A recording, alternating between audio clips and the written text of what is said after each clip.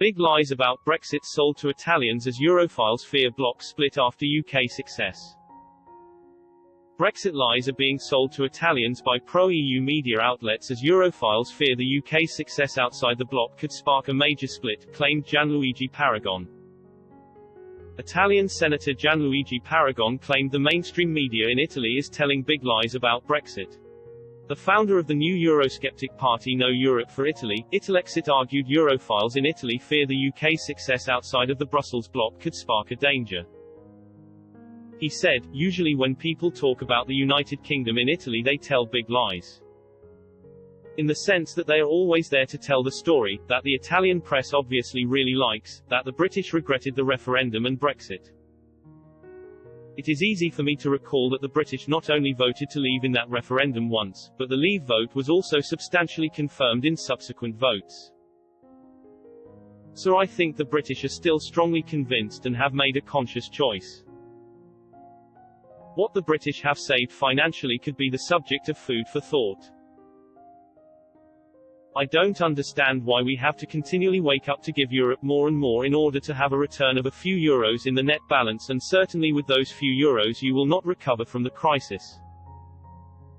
So I believe that there is great fear in Italy when it comes to Great Britain and the choices it has made.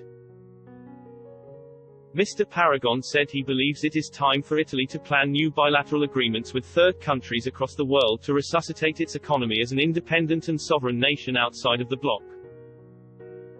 Asked how he would respond to those who say it is too late for Italy to go back to its national currency after the euro, he said, too late for which chronometer, for which clock? If the clock is that of history, too late is really too relative.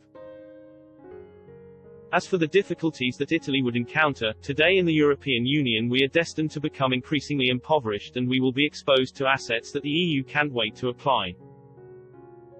On the contrary, I think an Italy that returns to being a fully sovereign country, also and above all from a monetary point of view, has the possibility of engaging with other economies through bilateral agreements. In an economy that is increasingly made up of relationships, it is better to be alone and safe than to be inside a dynamic such as that of the European Union. Italy is now the bookmakers' favorite to be the next country to quit the European Union as an explosive new report predicted the possible implosion of the Eurozone in the wake of the coronavirus pandemic.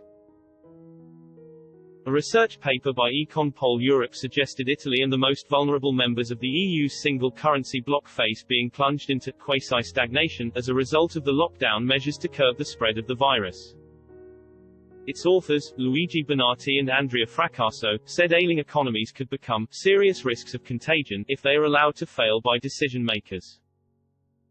They say German Chancellor Angela Merkel's decision to pave the way for common European debt is only a short-term fix to the financial woes faced by Rome.